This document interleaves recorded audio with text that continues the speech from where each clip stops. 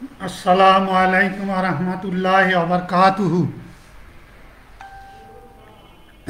নারায়ণগঞ্জ কলেজের আইসিটি বিভাগের সমস্ত ছাত্রছাত্রীদের অনলাইনে ক্লাসে আমি মাহমুদুল হাসান তালুকদার স্বাগত জানাচ্ছি।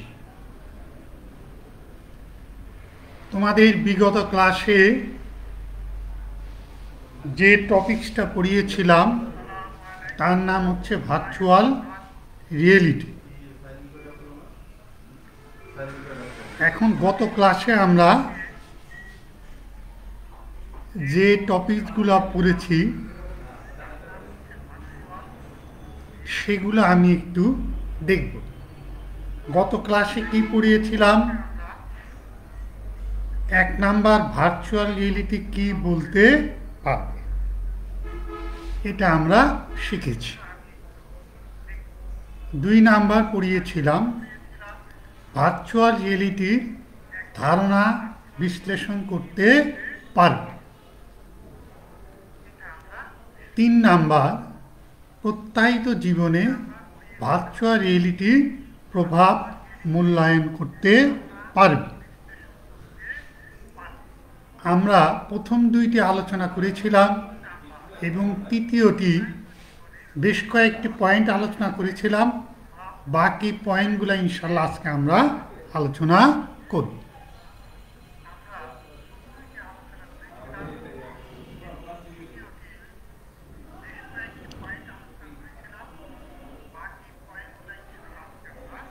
ভার্চুয়াল রিয়েলিটি আমাদের 4টি জিনিস লাগবে: শব্দ, স্পর্শ, দৃষ্টি এবং মস্তিষ্ক। দেখো, এই 4টি জিনিস আমাদের ভার্চুয়াল রিয়েলিটির সাথে ওতপ্রোতভাবে জড়িত। 1 নাম্বার কি? শব্দ। 2 নাম্বার কি? স্পর্শ। 3 নাম্বার কি? দৃষ্টি। 4 নাম্বার কি? মস্তিষ্ক। এই 4টি জিনিস সম্মিলনের ফলে আমাদের ভার্চুয়াল রিয়েলিটির একটা পরিবেশ সৃষ্টি হবে।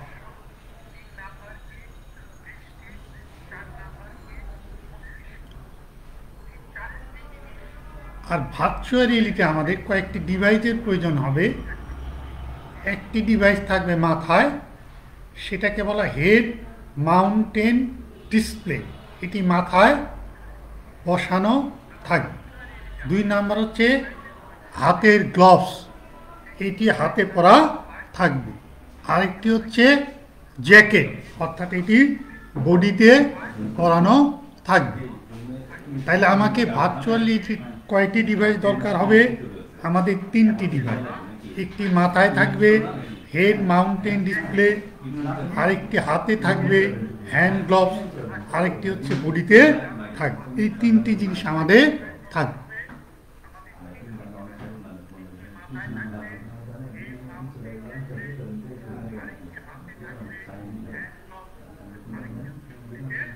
ভার্চুয়াল রিয়েলিটির প্রভাব 1 নাম্বার হচ্ছে আমাদের চিকিৎসা ক্ষেত্রে বা চিকিৎসা বিজ্ঞানে এই ভার্চুয়াল রিয়েলিটি কীভাবে ব্যবহার করা, এটা গত ক্লাসে তোমাদের পড়িয়েছিলাম এবং আমি একটা ভিডিও দেখেছিলাম। আজকে এটি আমি পড়াবো না। 2 নাম্বার হচ্ছে আমাদের শিক্ষাক্ষেত্রে, এটিও আমি গত ক্লাসে তোমাদের পড়িয়েছিলাম।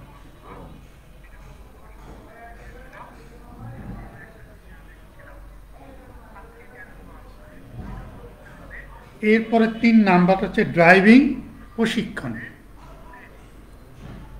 অর্থাৎ যারা গাড়ি ড্রাইভ করে বা পরিচালনা করে তাদের প্রশিক্ষণটা আমরা এই ভার্চুয়াল রিয়েলিটির মাধ্যমে আমরা দিতে পারি।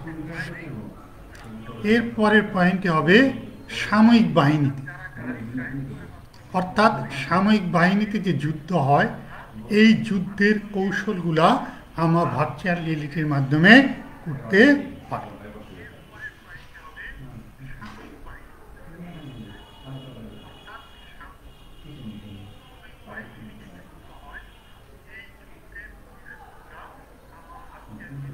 এরপরে হচ্ছে বিমান বাহিনীতে। বিমান যারা চালায় তাদেরকে পাইলট বা বাংলায় বৈমানিক বলা হয়। এই যে বিমান বাহিনীতে বিমান পরিচালনা করে বা বিমান চালায়, এটির প্রশিক্ষণের জন্য কিন্তু আমরা এই ভার্চুয়াল রিয়েলিটি ব্যবহার করতে পারি।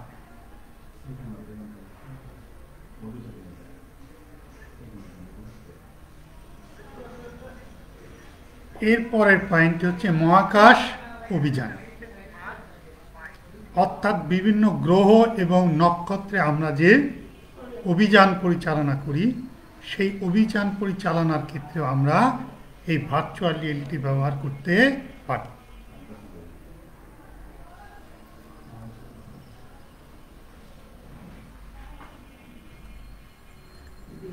এরপরের পয়েন্ট ইতিহাস এবং ঐতিহ্য রক্ষা।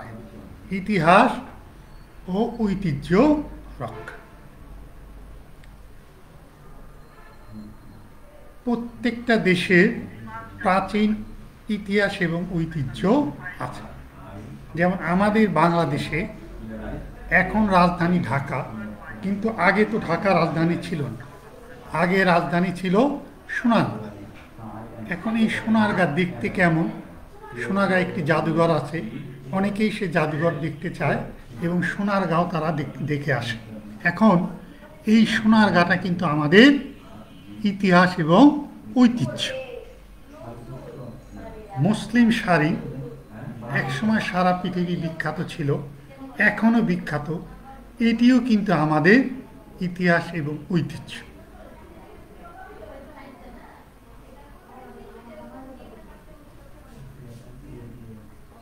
তা আমরা ইতিহাস ঐতিহ্য রক্ষায় আমরা কি করতে পারি?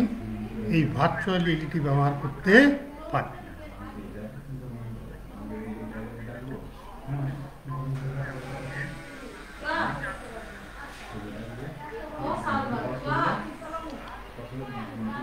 এর পরের পয়েন্টে আছে বিনোদন। বিনোদন বলতে কি বোঝানো হয়? বিনোদন মানে আনন্দ বা এন্টারটেইনমেন্ট। সেটা হতে পারে খেলাধুলা, হতে পারে সিনেমা দেখা, হতে পারে নাটক দেখা, হতে পারে কোনো গেম খেলা। এগুলো হচ্ছে আমাদের বিনোদন। বাচ্চারা যে ভিডিও গেম দেখে মোবাইলে, এটিও কিন্তু একটা বিনোদনের অংশ। কেউ যদি বাসায় বসে সিনেমা দেখে, এটিও একটা বিনোদন। কেউ যদি নাটক দেখে, সেটিও একটি বিনোদনের অংশ। তাহলে আমরা বিনোদনে এই ভার্চুয়াল রিয়েলিটি ব্যবহার করতে পারি।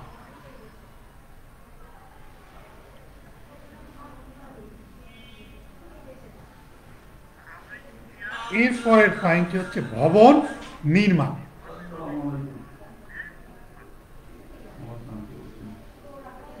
একটি ভবন নির্মাণের সময় আমরা এই ভার্চুয়াল রিয়েলিটি কীভাবে ব্যবহার করি সেটার আমি তোমাদের ব্যাখ্যা দেব।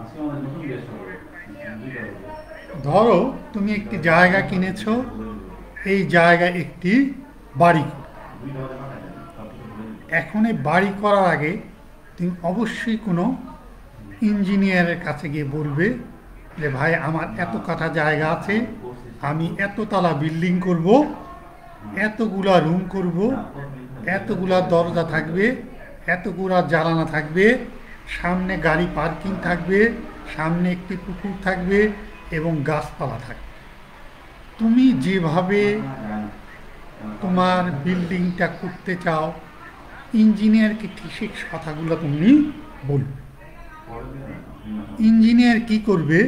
তোমার এই কথা মতো একটি ডিজাইন তৈরি করবে। কি বললাম? একটি ডিজাইন তৈরি।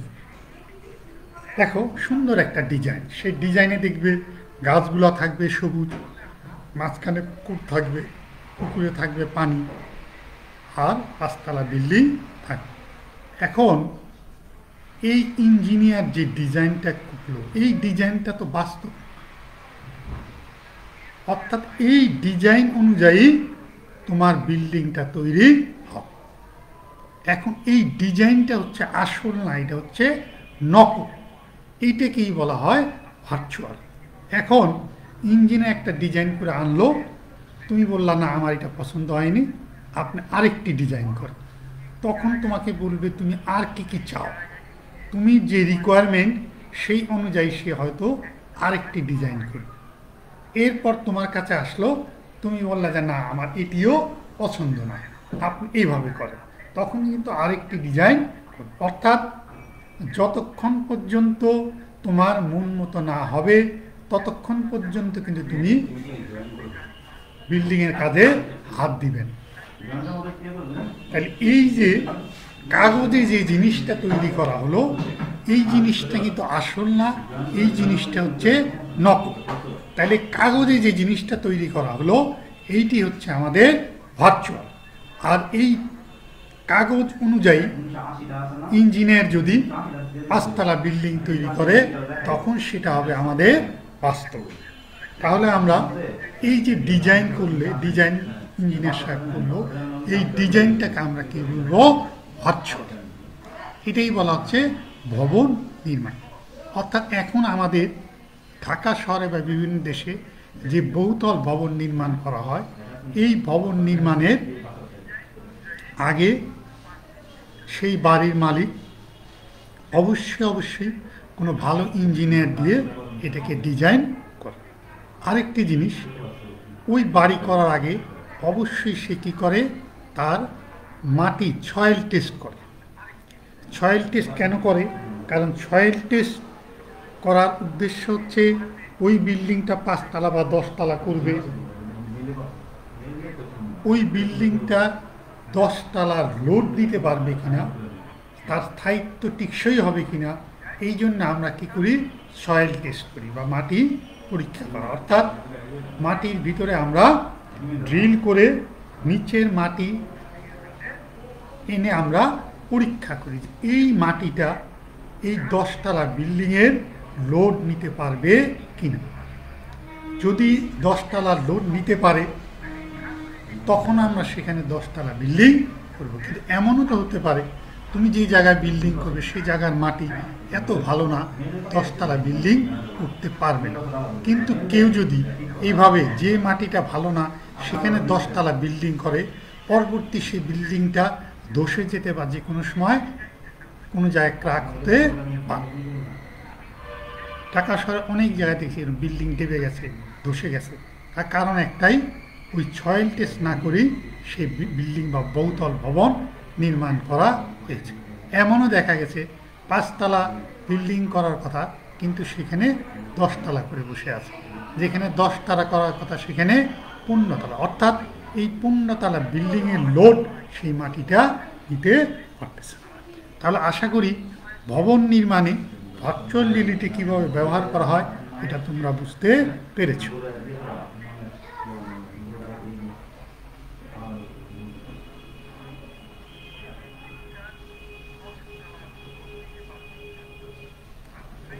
এরপর পয়েন্টে আছে নৌবাহিনীর প্রশিক্ষণ।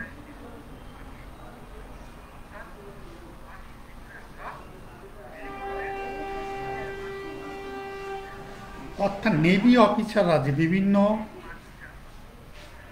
জাহাজ পরিচালনা করে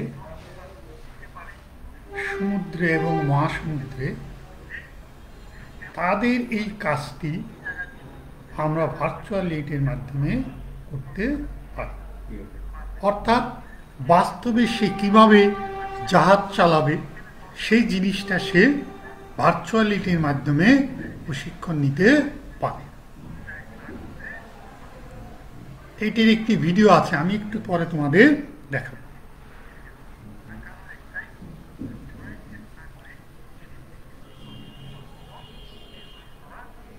এরপরের পয়েন্ট হচ্ছে নগর পরিকল্পনা। দেখো এটি খুব সুন্দর পয়েন্ট, নগর পরিকল্পনা। আজকে ঢাকা শহরে বা নারায়ণগঞ্জ শহরই বলো, দেখো রাস্তাঘাটে জনজাটে পরিপূর্ণ। যেখানে আধা ঘন্টায় যাওয়ার কথা সেখানে 1 ঘন্টায় যাওয়া যায় না। তার একটাই কারণ যে সঠিক পরিকল্পনা এই শহর তৈরি করা হয়নি। এখন যে ফ্লাইওভার বা মেট্রো রেলের কথা বলা হচ্ছে, এই ফ্লাইওভার এবং মেট্রো রেল যদি তৈরি হয় তাহলে ঢাকা শহরে বা নারায়ণগঞ্জ শহরে যানজট অনেকটা কমবে। তার কারণ আমি যদি পরিকল্পনা মাফিক একটা সিটি ডেভেলপ করি, 5 বছর বা 10 বছর পরে এখানে জনসংখ্যা কত বাড়বে, গাড়ির সংখ্যা কত বাড়বে, রাস্তা কত বড় করতে হবে, এইভাবে যদি আমি একটা নগর প্ল্যানিং করা হয় তাহলে ভবিষ্যতে ঢাকা শহরে বা বাংলাদেশে কোথাও জঞ্জাট থাকবে না। এখন এই নগর পরিকল্পনাটা করার আগে আমাদের ভার্চুয়ালিটি করে দেখতে হবে যে আমাদের যে সিটিতে আমরা বসবাস করি সেই সিটিতে জনসংখ্যা কত, এখন এই শহরে কতটি গাড়ি আছে, 10 বছর বা 20 বছর পরে এই জনসংখ্যা কত বাড়বে, গাড়ির সংখ্যা কত হবে, তখন এই রাস্তা দিয়ে এই গাড়িগুলা যেতে পারবে কি, এইগুলা প্ল্যান করে যদি একটি ডিজাইন ভার্চুয়ালি করা হয় এবং ভার্চুয়ালি দেখানো হয় তাহলে বোঝা যাবে যে ভবিষ্যতে আমাদের দেশে আর জাম লাগবে। আমাদের দেশে যে গাড়ি, বিদেশে তো আমাদের দেশের চেয়েও গাড়ি বেশি। আমেরিকা, জাপান, ওদের দেশে এক একজন লোকের এক একটা গাড়ি, এমনও আছে অনেকে 3-4টি গাড়িও আছে। এখন কখনো তো শোনা যায় না আমেরিকা, জাপান বা চীন দেশে রাস্তায় জাম লেগেছে। তার কারণটি একটাই, তারা পরিকল্পনামাফিক বাড়িঘর, রাস্তাঘাট নির্মাণ করেছে, এই জন্য তাদের কিন্তু জঞ্জাট লাগে। আশা করি নগর পরিকল্পনা তোমাদের ক্লিয়ার।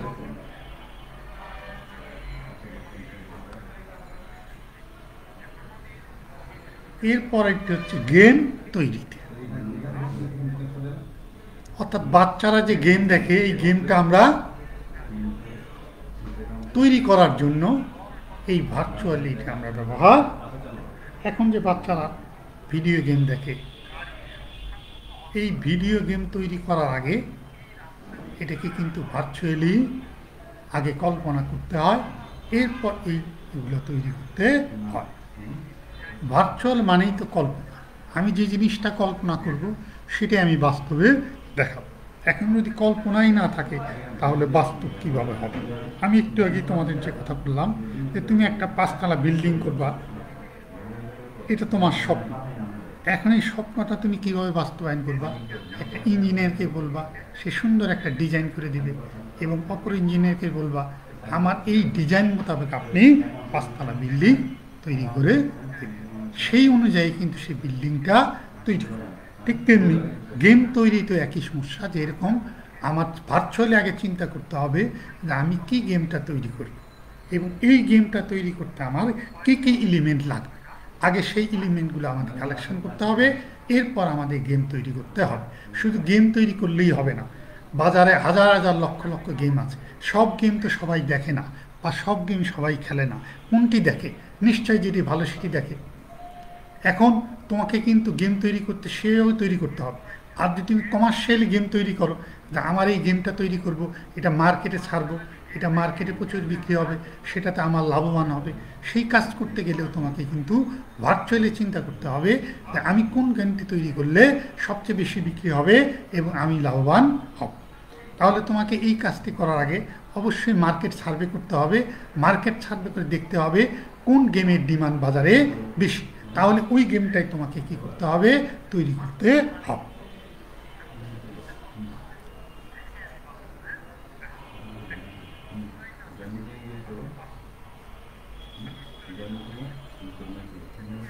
এরপরের পয়েন্টে আছে শিশু শিক্ষা।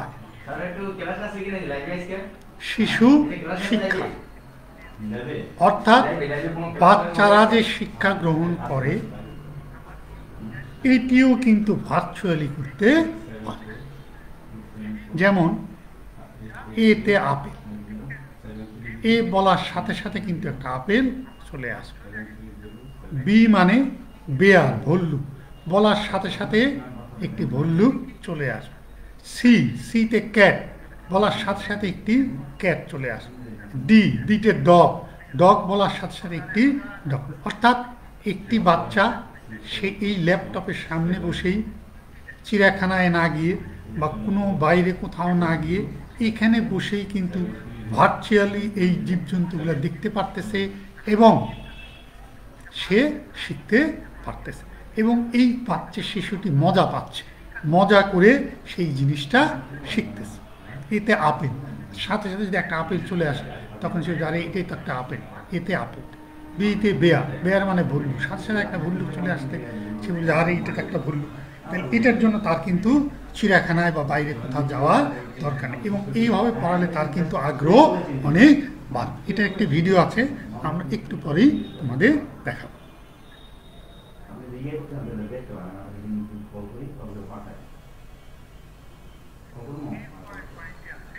এরপর দেখো বন্ধুদের সাথে গ্রাফিক্যাল আবেগের প্রকাশ।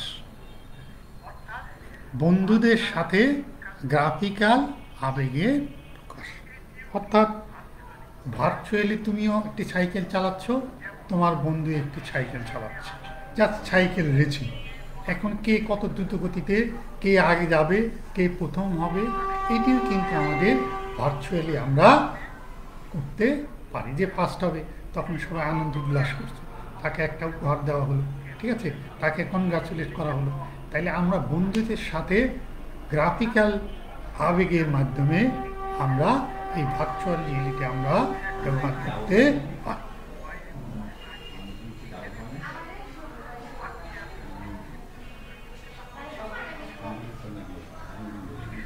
এরপরের পয়েন্ট হচ্ছে ব্যবসা বাণিজ্য। এটাকে আমরা ই কমার্স, এর আগে তোমাদের গ্লোবাল ভিলেজে কিন্তু এই ব্যবসা বাণিজ্যের কথা আমি বলেছিলাম। অর্থাৎ ই কমার্সের মাধ্যমে আমরা ঘরে বসে আমি যে প্রোডাক্টটা আমি অর্ডার করতেছি সেই প্রোডাক্টটাই আমার আসতে, অর্থাৎ আমাকে কিন্তু আগের মতো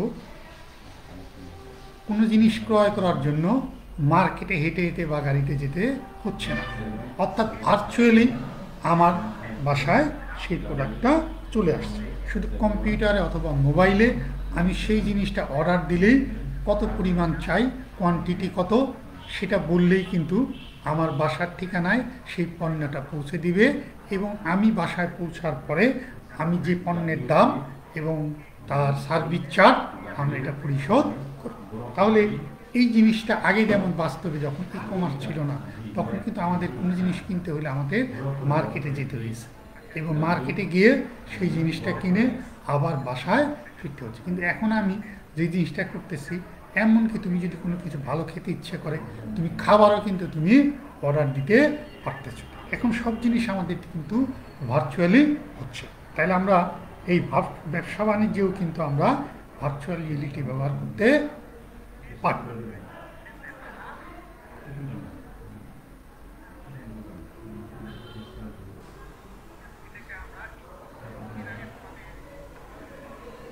এর পরের পয়েন্টে আসবে বিজ্ঞানের জটিল বিষয় নিয়ে গবেষণা। বিজ্ঞানের জটিল বিষয় নিয়ে গবেষণা। এখন সারা বিশ্বে করোনা ভাইরাস নিয়ে সবাই আতঙ্কিত এবং শঙ্কিত। এখন এই করোনা ভাইরাসের ভ্যাকসিন, অলরেডি ভ্যাকসিন দুটি বেরিয়েছে, আরও ভ্যাকসিন বের করার বৈজ্ঞানিকরা গবেষণা করতেছে। কিন্তু এই ভ্যাকসিন বের করার আগে এই করোনা ভাইরাসের জিনোম বা সিকোয়েন্স আবিষ্কার করতে হবে। আমাদের বাংলাদেশের বিজ্ঞানীরা ইতিমধ্যে প্রায় ৯৯টি করোনা ভাইরাসের সিকোয়েন্স কিন্তু অলরেডি আবিষ্কার করে ফেলেছে। অর্থাৎ সিকোয়েন্স হচ্ছে এই ভাইরাসের বৈশিষ্ট্যগুলা, অর্থাৎ এই ভাইরাসটা কীভাবে বংশবৃদ্ধি হয়, এই বংশবৃদ্ধিটা জানলেই এই বংশবৃদ্ধিটা কী দিয়ে রোধ করা যায় সেটি দিলেই সেটি হচ্ছে আমাদের ভ্যাকসিন। তাহলে বিজ্ঞানের জটিল বিষয় নিয়ে গবেষণার ক্ষেত্রে আমরা এই ভার্চুয়ালিটি ব্যবহার করতে পারি। তাহলে বর্তমান যে করোনা ভাইরাস, এটি একটি জটিল ভাইরাস এবং সারা পৃথিবী থেকে এটাকে তছনছ করে দিছে। অর্থনীতি বলো, বাণিজ্য বলো, শিক্ষা বলো, সমস্ত ক্ষেত্রে এর প্রভাব পরিলক্ষিত। আমাদের এই যে শিক্ষা, এখন তোমরা কলেজে থাকার কথা ছিল, কলেজে আমরা তোমাদের ফিজিক্যালি ক্লাস নেওয়ার কথা ছিল, কিন্তু কেন পাচ্ছি না? একমাত্র কিসের কারণে? করোনা ভাইরাসের কারণে। কারণ তোমরা ভীত সন্ত্রস্ত, তোমরা এখন কলেজে আসবে না, বা আমরাও ভীত সন্ত্রস্ত। আমরা তোমাকে পড়াবো, কার শরীরে করোনা আছে এটা তো বোঝা যাচ্ছে না। আর এখন যে করোনার সিন্ডম, একজন কোনো সিন্ডম না থাকলেও দেখা যাচ্ছে তার করোনা হয়ে গেছে। তাহলে কিছু সিন্ডম আছে যে করোনা, কিন্তু এমনও আছে যে কোনো সিন্ডম ছাড়াই তার করোনা হচ্ছে। তাহলে এটা বিষয় অত্যন্ত জটিল। তারপর আসার কথা, আমাদের ভ্যাকসিন অলরেডি বের হয়ে গেছে, আরও হয়তো বের হবে। আগামী দিনে আশার আলো আমরা দেখব। আমরা চাই তাড়াতাড়ি আমরা এই ভ্যাকসিন বের করে আমরা করোনামুক্ত বিশ্ব চাই। আমাদের দেশে অর্থনীতি, সমাজনীতি, রাজনীতি, শিক্ষানীতি সবগুলোর উপরে প্রভাব পড়েছে। তাড়াতাড়ি আমরা সবাই স্বয়ং আল্লাহর কাছে দোয়া করি, আল্লাহ যেন আমাদের এখান থেকে হেদায়েত করে। এরপরের পয়েন্টে আসো, দৈনন্দিন জীবনে বিজ্ঞানের ব্যবহার বৃদ্ধি ও সহযোগিতা। আচ্ছা, দৈনন্দিন জীবনে বিজ্ঞানের ব্যবহার, আমাদের প্রত্যেক জীবনে বিজ্ঞানের ব্যবহার কিন্তু বৃদ্ধি পাচ্ছে এবং এটা সহজীকরণ হচ্ছে। এখন দেখো শীতকাল, আগে কিন্তু আমাদের ঠান্ডা পানি হাত দিতে হতো। এখন এই বিজ্ঞানের উন্নতির ফলে এখন গিজার তৈরি হয়ে গেছে, 5 মিনিটের ভিতরে গরম হয়ে যায়। আমি গরম পানি দিয়ে উজু করতে পারি, গরম পানি দিয়ে হাত ধুতে পারি। কিন্তু আগে তো এটি ছিল না। আগে আমরা গরমের দিন কি করতাম? হাত পাখা দিয়ে বাতাস করতাম, যখন ফ্যানের আবিষ্কার ছিল না, বিদ্যুতের আবিষ্কার ছিল না। কিন্তু এখন বিজ্ঞানের আবিষ্কার ফলে এটা আমরা গরমের সময় এসি ছেড়ে শীতল অনুভব করতেছি, শীতের সময় হিটার ছেড়ে আমরা গরম অনুভব করতেছি। এগুলোই কিন্তু আমাদের কি বিজ্ঞানের বৃদ্ধি আর সহজীকরণ। অর্থাৎ আমরা বিজ্ঞানের বৃদ্ধিটা সহজভাবে আমরা কি করছি, এটা পেয়ে যাচ্ছি, সহজভাবে আমরা এটা পাচ্ছি। অর্থাৎ বিজ্ঞান যত উন্নতি হচ্ছে, সব জিনিস আমরা সহজভাবে, যেমন একটু আগে যে করোনার কথা বললাম, এই করোনা একটা ভ্যাকসিন বেরোতে 7 থেকে 8 বছর সময় লাগে। অর্থাৎ এই ভ্যাকসিন তৈরি করার পর বিভিন্ন মানুষের কাছে এটা পরীক্ষা করা হয়, পরীক্ষা করার পর এটাকে আবার পরিসংখ্যান করে দেখা হয় কত % কার্যকর। যখন এটা ওই পরিসংখ্যান উত্তীর্ণ হবে, তখনই কিন্তু এটাকে বাজারে ছাড়া হয়। কিন্তু দেখো, এই করোনা ভাইরাস গত তোমার কি শীতেই তো তোমার চীন দেশে করোনা হলো, আবার আর একটা শীত আসলো, 1 বছর বা 1.5 বছরের মধ্যে আমাদের করোনা ভ্যাকসিন বের হয়ে গেছে। এখন কেন এটা বের হয়েছে? এটা কিন্তু বিজ্ঞানের গবেষণার কারণে। অর্থাৎ বিজ্ঞান আগের চেয়ে এখন অনেক উন্নত হয়েছে। অর্থাৎ এরপরে দেখা যাবে ভাইরাস তো সারা জীবন থাকবে, আসতেই থাকবে। এখন দেখবা এরপরে আমাদের পরবর্তীতে দেখা যাবে কি আরও কম সময়ের ভিতরে ভ্যাকসিন বের হয়ে গেছে। অর্থাৎ যত তাড়াতাড়ি ভ্যাকসিন বের হবে, আমরা তত তাড়াতাড়ি নিরাপদে থাকব।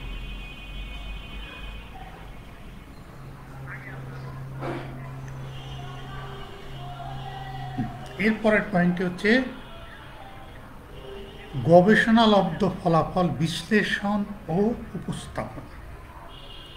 গবেষণালব্ধ ফলাফল অর্থাৎ আমি একটা জিনিস গবেষণা করার পর যে ফলটা বের হবে, সেটাকে আমি বিশ্লেষণ এবং উপস্থাপন করতে পারি। বিশ্লেষণ মানে হচ্ছে, আমি যেমন এই করোনা ভাইরাস কথাই বলি, যে ভ্যাকসিনটা এখন বের হয়েছে, সেটা নাকি 95-6% কার্যকর। অর্থাৎ এখন করোনা ভ্যাকসিন বের হলে অনেকেই হয়তো ভ্যাকসিন বের করবে, কিন্তু সব ভ্যাকসিন তো আর মানব দেহ দেওয়া যাবে না। তার কারণ হচ্ছে কি, এই ভ্যাকসিন, প্রত্যেকটা ভ্যাকসিনের কিন্তু সাইড ইফেক্ট থাকে। এখন সাইড ইফেক্ট যদি বেশি হয়, মারাত্মক হয়, ভ্যাকসিন দিলে রোগী মারাই যাবে, তাহলে এই ভ্যাকসিন দিয়ে লাভ। তাহলে এই ফলাফলটাকে আমাকে বিশ্লেষণ করতে হবে যে কত % সব ভ্যাকসিন দিলেই সবার ক্ষেত্রে কাজ করবে, আবার সবার ক্ষেত্রে সব মানুষ সুস্থ হয়ে যাবে তাও কিন্তু না। 100-র মধ্যে হয়তো দেখা যায় 95% লোক ভালো হলো, 5% লোক খারাপ হইতে পারে বা ভালো নাও হইতে পারে। এর অর্থ এই না এই ভ্যাকসিনটা দেওয়া যাবে না। তাহলে এটাকে আমাকে বিশ্লেষণ করতে হবে যে এই ভ্যাকসিন দিলে কত পার্সেন্ট লোক ভালো হবে, কত পার্সেন্ট লোক খারাপ হবে, এবং বিশ্লেষণ করার পরে এটাকে আমাকে কী করবে, উপস্থাপন করতে হবে, অর্থাৎ পাবলিশ করতে হবে। যদি 98% বা 96% হয় তখন সেটাকে পাবলিশ করবে যে আমার এই ভ্যাকসিনটা এত পার্সেন্ট কার্যকর।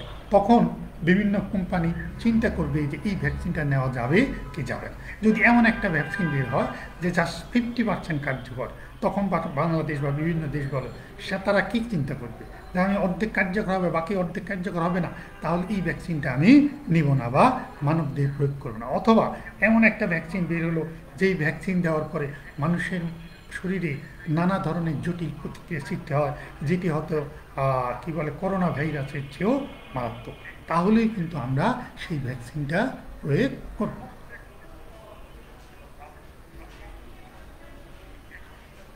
এরপরের পয়েন্টটি হচ্ছে বৈজ্ঞানিক যন্ত্রপাতি ব্যবহার।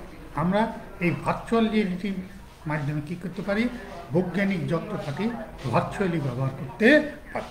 বৈজ্ঞানিক যন্ত্রপাতিগুলো আমরা ভার্চুয়ালি ব্যবহার করতে পারি।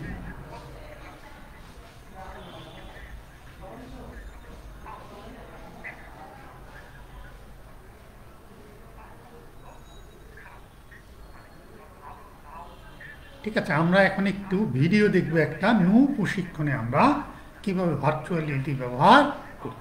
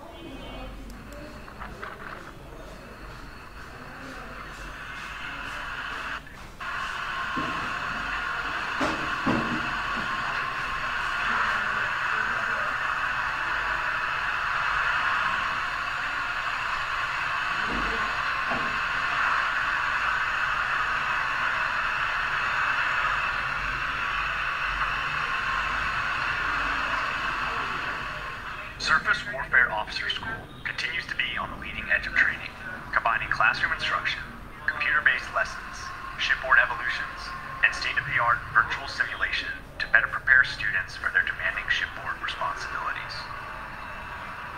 The Littoral Combat Ship, or LCS, takes full advantage of this method of training for prospective engineers at Center for Surface Combat Systems state-of-the-art Littoral Training Facility at SWAS Learning Site, San Diego. The course for Prospective Engineering Plant Technicians, or EPTs, blends comprehensive classroom review with the highly advanced Immersive Virtual Ship Environment, or IVSE, to develop a strong foundation for LCS engineers who will be performing the essential roving watch responsibilities both in port and underway. We teach the Engineering Plant Technician course through an immersive virtual ship environment. I think it's a great program. It helps young sailors that come into the military to be familiar with the ships prior to reporting. We train our EPT watchlanders through 626 immersive virtual shipboard environments, IVSEs. It goes over every EOS valve alignment on the ship. It's extremely thorough. What we have is the LCS-1 variant and the LCS-2 variant. Both variants within the IVSE replicate exactly what the ships are and how they look. The amount of detail that went into building these shipboard environments is extremely accurate. Valves are exactly where you will see them on board the ship as they are in the virtual environment, which gives that sailor that familiarity and that ownership of that space. Younger sailors today, as they come on board, they're so familiar familiar with video games that it helps them so much when they come into a classroom environment where they can go through a virtual reality, which is similar to video games, and they remember a lot more of what they do through the virtual reality than the normal legacy teaching that we used to do. What we're trying to do is evolve with those new sailors that are coming in to better train them on avenues that they are accustomed to. As a critical component of the Train to Qualify initiative, the Engineering Plant Technician course has been highly successful in accelerating the qualification process for its graduates. In the IBSE, the developers put a lot of attention in the details. For instance, right here we have SSDG number 1 in the simulator. It's in the exact same place, and we go through all of the alignments, SSDS, SDSS, anything that you would need to know about the generator. Being a damage controlman, doing the course allowed me to see the other side of the house for engineering. I got to be more well-rounded and a better hybrid sailor. Everything I learned here can be applied to my watch naming on the ship. What we do here is we train them to qualify. So they come on board here, they hit a lot of PQS items, and before they get to the ship, they're almost qualified, but of course it's up to the CEO to qualify. With the expanding fleet of highly capable littoral combat ships, the Engineering Plant Technician course will continue to play a pivotal role in developing competent engineering watch standards. Surface Warfare Officer School, Littoral Combat Ship Program, will continue to modernize, utilizing advanced virtual reality training techniques to better train and qualify our engineers of tomorrow.